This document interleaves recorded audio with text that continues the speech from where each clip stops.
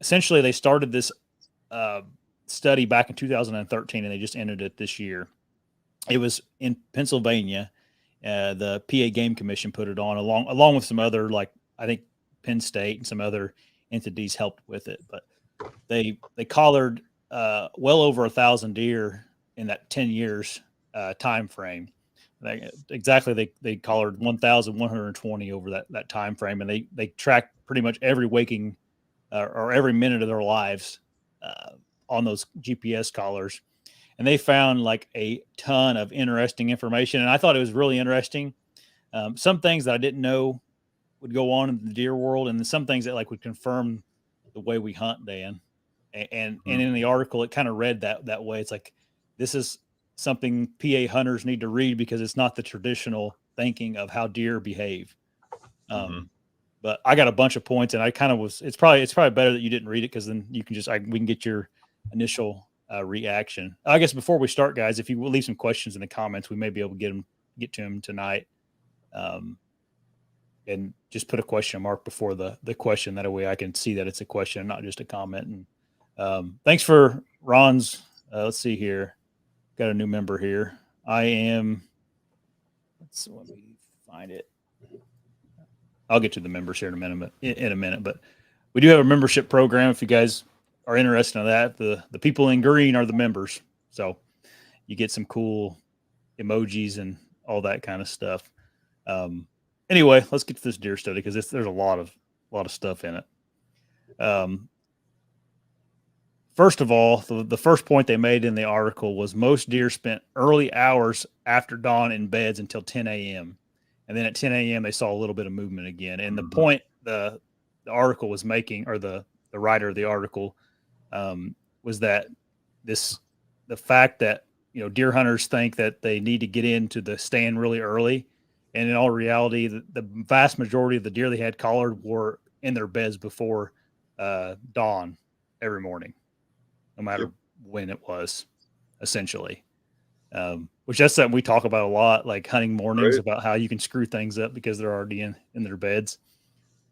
None of this was all vague information, and they never really gave a breakdown of actually what percentage of deer were in their bed before daylight. They just said the vast majority were in their beds before daylight. I used to hunt every morning, every evening, when I was in my prime, and really addicted to deer hunting. And I found out quick that when I'd go in the mornings and I'd hunt near beds, before it's even daylight, I'd kick the bucks out of the beds.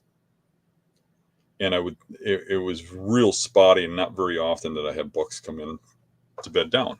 And then if I did see bucks, it would generally be like late morning, and in rut. So there was a time frame when I would see them in the morning, and that would be not until after October 15th. And I think it would be later by you because it was rut configured. You know what I mean? Yeah. So our rut started a little earlier than yours. So I would say, right around October 15th for me where I'm at, I'd start seeing some morning activity. But anytime before that, which here we got a whole month before that. If you went into those bed areas, you kick those deer out of there. And even in rut, what I was finding is those bucks would go and bed down before daylight, and then they'd get up later in the day and move around. And there's all these people like, you got to hunt mornings. Mornings are the best and stuff. And it's like, you know what? I can lock down a buck, figure out where he's bedded and how he's moving. And if he's there, I'll kill him in the evening. But if he's there in the morning, there's like a 10% chance. I'm much better at killing them in the evenings. Even in all those years that I was hunting every morning and every evening near those bedding areas, I only killed one or two real big bucks on bedding areas. Yeah. In the mornings. All more in the evenings. They did say that there was a spike in buck movement. I think they had like around a quarter of the deer that they collared were bucks. And he said there was a spike in movement for the bucks around noon to 1 p.m. There was just a really short window there that they saw some increases in buck movement. And then there was pretty regular movement from 4 p.m. till dark. And did it show how far they moved in that midday movement? No, they didn't. But I know what you're getting at about maybe they just kind of walking around a bedding area, stretching their legs or whatever. Yeah. But they did make a very aggressive point that there was not very much movement after daylight, and more movement in the evenings. Let's see here. The next point they made was that rain had almost no effect on does at all, but bucks did resist their movement or restrict their movement during rain somewhat, is what they said, Mhm. which is interesting. I don't know why bucks would care, and unless they're just more skittish than a doe family or something. I think maybe because the senses, does are in groups, Yeah, and bucks being lone animals, I think it might bother them a little more if they can't hear and smell, and you know what I mean. yeah, Like they depend on those things. It's kind of the like senses, yeah, how does will kind of just bed, just flop down in a circle at just about anywhere, right? They might go to the yeah, same bedding areas and stuff, but they don't bed in the yeah, same spots. They just flop in a circle. Where bucks put their beds in specific spots, by scent and smell and sight. It has to do with they're a lone animal. They have to watch out for themselves. They don't have a group watching out for them. I do think that I would be willing to bet that um, studies reflecting when the rain gets a little heavy, mm-hmm. like it's actually making an effect on their hearing, their sight, or their smell. Yeah, probably. That's probably when it makes a difference. Because I think light rain, they move just fine. Yeah. Oh, yeah. In fact, I think they move better sometimes when it has a little Right. Who wants to drizzle. sit there and lay in the rain, right? Lay wet. Right. I Right. mean, you wouldn't want to either. So you get up and you kind of Mm-mm. move around. But I think if it starts pouring, you're going to look for shelter, right? Yeah. Yeah. Right. Um, Something else that they mentioned is that they really couldn't tack down a moon phase that affected a deer movement. They just mentioned that because that's a really popular topic in the deer world. So they, in this particular study, moon phase did not affect movement in their book. So take that for what it's worth. That's not our opinion. That's just that's just what they said in the study. Something else that they mentioned was that on windy days they saw more movement, Hmm. which is contrary to what a lot of deer hunters uh, would say. Um, I don't know. What are your thoughts on that? I think timing has something to do with it. On those early season days when it gets real windy, it almost seems like there's less movement. Yeah. Um, but in rut, it doesn't. Windy, they seem to like that just fine. I don't. I would think that would screw with their sense of hearing. But the same thing in a bed. I mean, they're sitting there and everything's moving around. How do they see what's coming or hear what's coming or. Yeah. But I see plenty of movement in wind, especially rut phases. Yeah. To me, it just seemed like the story of the article was like deer every day are going to do something, get up and do something. It's like Right. there is very little that's going to keep them from moving in a day. They Right, have and to. and that's something that where I would dive in with that study is what are they doing in that wind? Okay, they're Right. moving. Where are they moving? Yeah. Because If you are they get, going into open areas where they can see real well? Are they mm-hmm. sitting on edges where they can see out? Because I'd be Yeah. willing to bet that they're doing something to protect um Yeah. protect themselves from predators. Yeah. Because the wind is going to be restricting their sight because everything's moving. So something Yeah. moving, they're not going to see it coming, and it's going to restrict their hearing. And I think they can smell just fine in heavy wind, though. But Yeah. Yeah. It'd be interesting to see like the average elevation of a deer on windy days versus non-windy days. Like if they do something different with where they're spending time, or uh, in Pennsylvania, I'm sure it was fairly hilly on these deer, and a lot of them were collared on public land too. So, that's the thing too. I mean, you get into hilly terrain, and there's going to be a side of the hill where they can get in a position where it's not windy. right, right. Here's an interesting fact for you. And this is in Pennsylvania, which has the highest density of hunters in the country. 90% of deer that survived hunting season made it to the following season. So there's very, very little that killed them outside of hunters, Mm. um, which was kind of crazy. Uh, I I always wonder like how hard on deer hunters are versus cars and what predators and all that. Mm. Now these aren't fawns, these are I think these are for the most part mature and not mature animals. But 90% of them that made it through hunting season were there the next hunting season. So that shocked me a little bit. I don't know about you. I don't think 90% is that odd, because you think 10% getting hit by cars or dying from other means. I think that's probably about right. Yeah. I don't know. I don't know. Around here, I think deer are real vulnerable to all kinds of death when they're young, whether it's getting hit by a car or it's getting shot or whatever. Yeah. But they learn some life lessons. I mean, it ain't much different than people. I mean, Mm-hmm. when you're young, you take a lot of risks. Yep. You go out and you do crazy stuff. You get older, you get a little more laid into your stuff. Well, I think, those deer learn some life lessons, and they start learning how to cross roads. They start learning how to avoid getting shot. I mean, if they survive the first couple of years, especially on public land, which most of Pennsylvania is heavy hunted, pressured land, right? Yeah. They gotta adapt or die. So Yeah. once they get good at adapting, I think if they get to be 3 years old, it's a good chance that they don't die from a hunter. Yeah. Or they get real old and then they get vulnerable and die from a hunter. It is a good feeling about, that to kind of know that if they make it, there's a really good chance that they're going to be there the next year, Another thing that was super interesting, and man, like you said, I'd like to see this study and just be able to look at it personally, but 43% of the deer changed their movement for hunting pressure and altered their pattern the day before season started. Mm-hmm.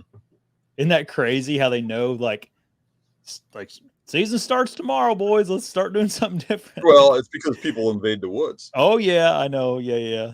I always said, you look at Wisconsin, and I don't think it's much different than any other state. It's the stupidest thing ever. You look, they open ducks at noon. They open pheasants at noon. But deer, they open them before dawn. Yeah. And you would think opening day of gun deer season, they would open it at noon. They'd catch a lot of deer off guard. They go out there in the dark, the whole woods. Around me, you just watch all these people invade the woods before it's even daylight, fill the whole woods up with people.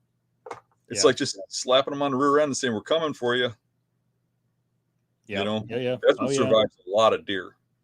Yep. If you had your own property and you had a bunch of guys that were hunting on it, I think having a rule that you couldn't hunt in the morning on opening day, I think would kill a lot of deer, but you'd have a hard time convincing your hunting partners of that, because everybody wants to be out there for opening morning. Right. But getting out there in the evening and catching them off guard is way better. Yeah. Yep. They did mention that those 43% that changed their movement, they really didn't change their home range. They still stayed in the same general area. Less, right? Yep. And it mentioned, it went on and on about how these deer have just a knack for hiding inside of their home range during season. Yep. Oh man, it'd be cool to just see what they do. Like if you could see what they do before season, like where exactly they go, just to see if it's in like a little overlooked spots or behind whatever else, They had some brief things about the rut. They traveled, most bucks would travel up to 5 miles a day during the rut. They didn't have any crazy numbers about anything over that. You hear about some really far movements of bucks. But as soon as rifle season hit, that number on the average was cut in half. So when rifle season would come in, it would be half that, pretty much the day of. They'd quit moving so far. So again, how much pressure from hunters affect these deer, and the vast majority of all the bucks stayed within a mile square their whole lives, which is pretty cool. Yeah. One of the bucks goes right in there. You look at, I mean, how often I kill a deer, I've been hunting for 3-4 years, and they're always right in the same area. Yeah, right. Right. One of the bucks bedded on top of this ridge overlooking a parking lot most of the time that he laid there. That's what they said in the article. It was cool reading the article because I'm like, wow, that's crazy, So that was good to know. The average lifespan 1 to Bet 2 you they didn't have. years. Bet you they didn't have a cool name for it, like Fat Girl Stand or something. Yeah. The fat chick. Uh, that's funny. Uh, yeah, but the average life of the bucks were 1 to 2 years. Most of them didn't make it till to 3. They said, They which got is shot by hunters. yeah. Um, but they had one buck that made it 9 hunting seasons. Made it 9 hunting seasons. Yeah. Did they have anything about when they reached the age of 4 or more that that particular animals live longer? No, they didn't mention anything like that. Be interesting to know, but well, that one guy that made it 9 hunting season, he figured it out. That's for sure. Yeah. That's an old buck. Not very many of them making that. I don't know what percentage of buck make it to 9, but it's a very extremely low number. Black bears, other than humans, black bears were the number one predator that killed the deer. Fawns, though, right? Probably. Actually, I don't killing the know. deer, killing the That's what it collared said. deer. Yep. So if you're killing That's, collared deer, it's not fawns, right? that's what they said. Yeah. It was. Hmm. He said, out of all the predators, coyotes, cars. What else do they say? Uh, Bobcats. There's some other things, and they said black bears were the number one I wonder if they're predator. referring to adult deer or fawns. I don't That'd know. be The because if way they're I collared deer, they mean, maybe almost have they. to be adults. Yeah, I don't know. Maybe I misspoke. Maybe they were collar and fawns too. I'm not sure. I did see a video of a couple of videos of black bears killing adult deer, but I always thought that was just a rare thing. Yeah, not sure. They That's just can what. run. They do run faster than a deer. I don't know if a lot Yeah, of people know that, but they can outrun a deer for by spurts, quite a right? bit. Yeah, but they can only Yeah, run a very short distance. But if they get yeah. close enough to the deer, they can outrun it. They can catch it. Here's a cool fact that doesn't have to do anything with deer hunting really, but the does had their fawns near man-made structures most of the time, either a road or a house or something. And they Mm-hmm. think it's because of there's fewer predators around those areas, which I thought that was neat, and it kind of makes sense because you'll see like a doe and fawn random places. It seems like Yeah. but the vast majority of does had their fawns near human structures. They said, It kind of goes to show you like the overlooked spots. They know where people don't go and where predators yeah, don't go. yeah, it's crazy. And this is the final point I had written down, but it was pretty interesting. And they were making the point like a lot of hunters have this attitude that deer hunting's horrible on public land and all that kind of stuff, and that people just kill all the deer on public land and there's none there.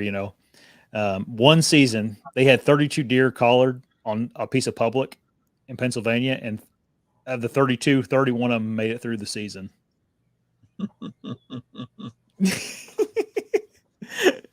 That's pretty good to survive in there. Well, people always talk about how pounded the public is, and I get it because they think that because you go out here and you won't Yeah. see deer, it becomes a ghost town. It's just the deer are hiding, but Yeah. literally, you don't even hear hardly any shots. Yeah. You hop around like when I do drives and drive around the public land, you don't see anybody dragging deer out. You don't see any deer on the cars. You see all the guys coming out empty-handed. It's not very often I'm seeing guys actually shoot deer on the public land. I think a few people shoot all the deer. If you want to watch another video, click right here. But don't forget to subscribe before you leave.